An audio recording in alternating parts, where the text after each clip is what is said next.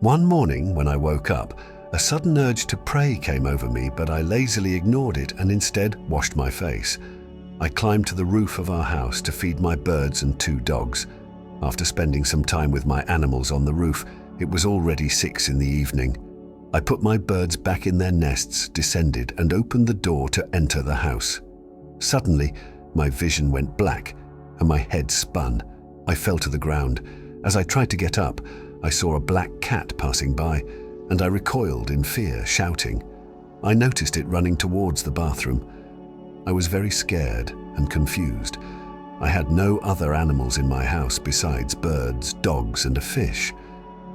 Slowly, with fear, I headed towards the bathroom. When I turned on the light, there was nothing there. Thinking I might have imagined it, I went inside, sat down, and started watching a movie. After 5-6 minutes, I heard a meowing sound. This time, I was genuinely frightened and irritated. I grabbed my gun and moved towards the living room, but there was nothing there. I searched every corner of the house, but there was nothing.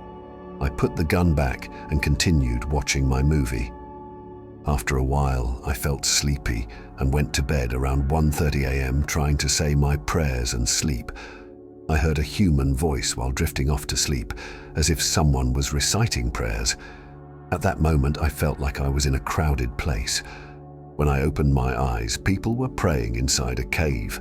I couldn't understand how I ended up in that cave and why these people were praying there.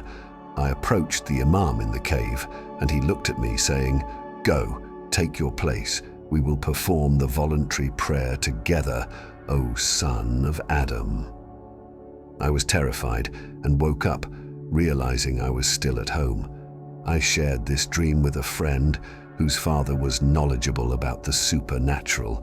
He suggested taking me to his father, who could write and provide me with the necessary amulets. Upon entering their house, I felt a tightness in my chest, struggling to breathe.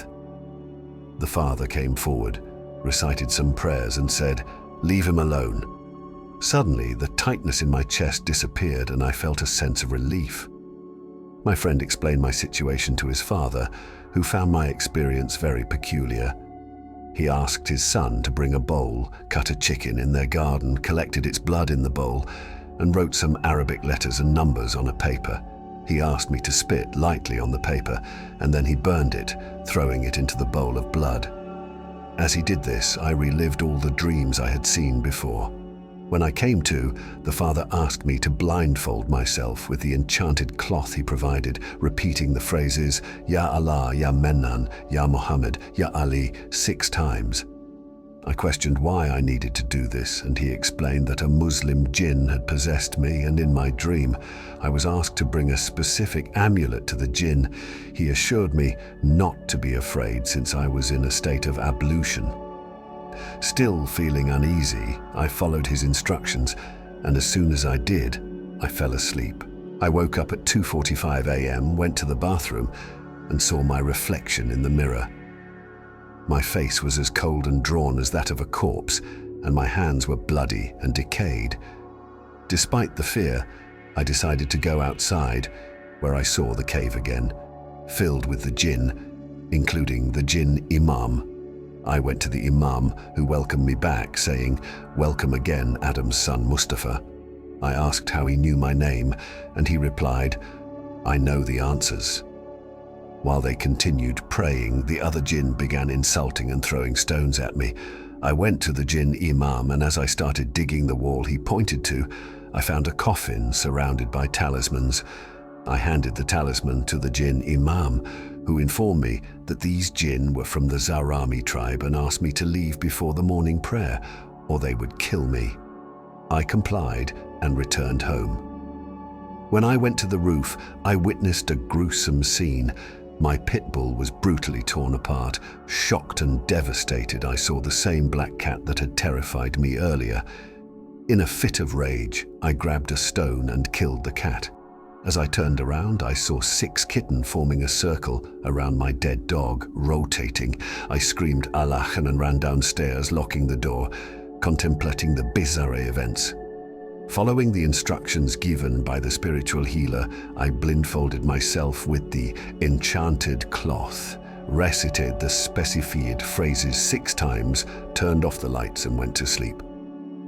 At 2:45 a.m., I woke up, and despite my disfigured appearance in the mirror, I decided to go outside.